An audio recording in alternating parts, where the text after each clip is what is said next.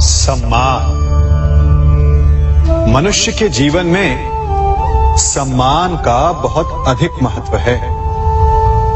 वो उसे अपने हृदय, अपने मन से जोड़कर रखता है। कदाचित इसीलिए हम शत्रु के सम्मान पर चोट पहुंचाते हैं ताकि उसे पीड़ा पहुंचाई जा सके। परंतु ऐसा करने से सावधान रहे मित्रों। शरीर पर लगी चोट मनुष्य भुला सकता है, परंतु उसके सम्मान को लगी चोट उसे जीवन भर पीड़ा देती है। और स्त्री के मान सम्मान पर लगी चोट उसे उस सीमा तक ले जाती है जहां उसे केवल प्रतिशोध दिखाई देता है। यदि अपने शत्रुओं को जीतना है तो प्रेम से जीतिए, अपने कर्मों से जीतिए।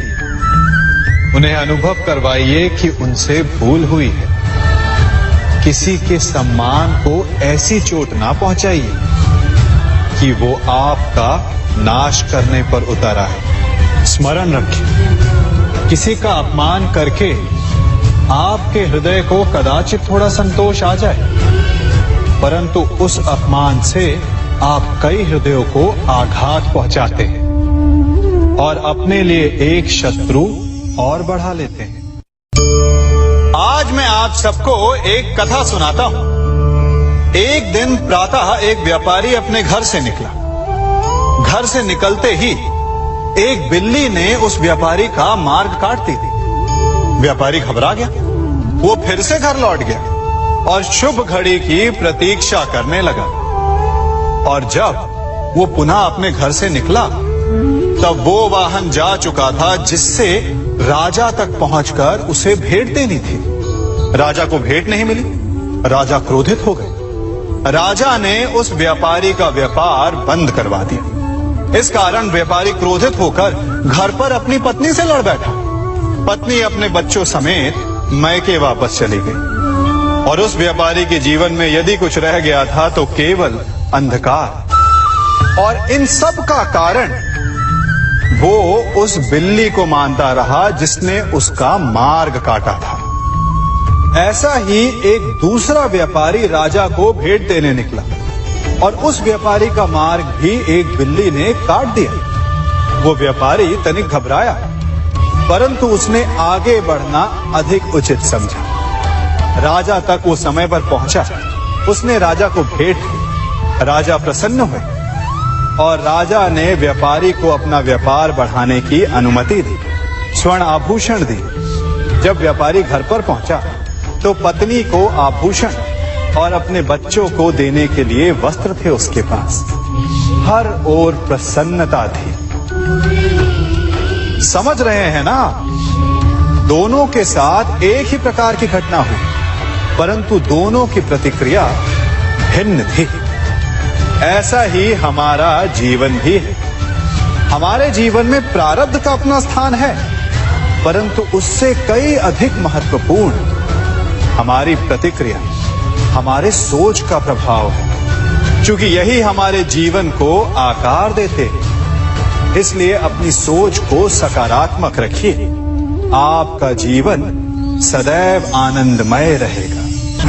हम सभी कभी न कभी, कहीं न कहीं अपने जीवन में यात्रा अवश्य करते हैं।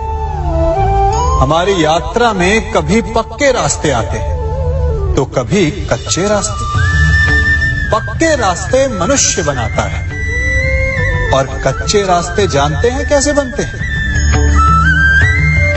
चलते चलते बन जाते हैं।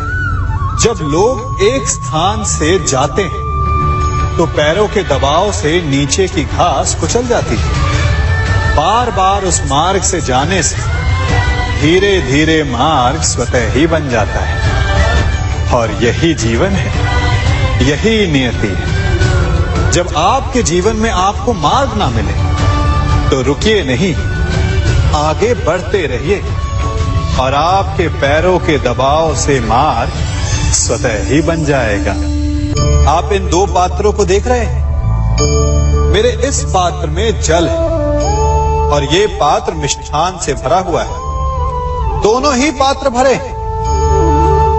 परंतु देखिए, मिश्री को जल में मिला दिया, जल ने मिश्री को अपना लिया, मिश्री ने अपना अस्तित्व खो दिया, परंतु जल को अभिमान है कि उसका अस्तित्व अभी भी बना हुआ है। परंतु जो इस जल को चखेगा उसे अवश्य पता चल जाएगा कि ये जल अब वो जल नहीं रहा, ये अब शरबत बन गया।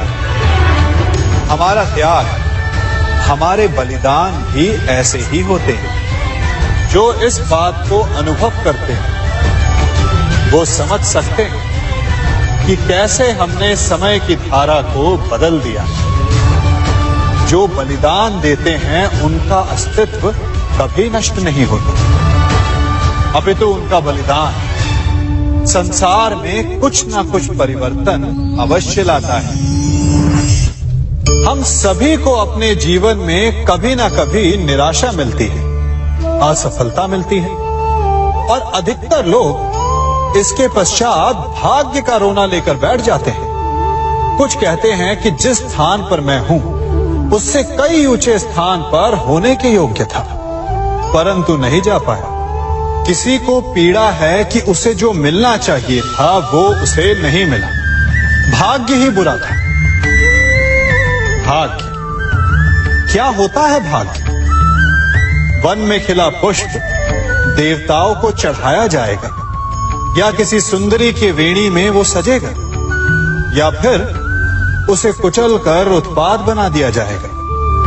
ये सब एक पुष्प के नियंत्रण में नहीं होता, परंतु जब तक उस पुष्प का अस्तित्व है सुगंध बिखेरना उसके वश में अवश्य है। परंतु भाग्य हमारे वश में नहीं, और जो हमारे वश में नहीं उसके लिए दुखी होने से क्या होगा? कर्म पर वश है, वो कीजिए और धीरे धीरे भाग्य आपके वश में आ जाएगा, क्योंकि कर्म ही प्रधान है। हम सभी अपने जीवन में सफलता चाहते हैं, है ना? उसके लिए हम रात दिन परिश्रम करते हैं, कड़ी मेहनत करते हैं, परंतु फिर भी असफल हो जाते हैं। परंतु ऐसा क्यों होता है? कभी सोचा आप सबने? क्योंकि सफलता पाने का मंत्र बड़ा कठिन नहीं, बड़ा सरल है।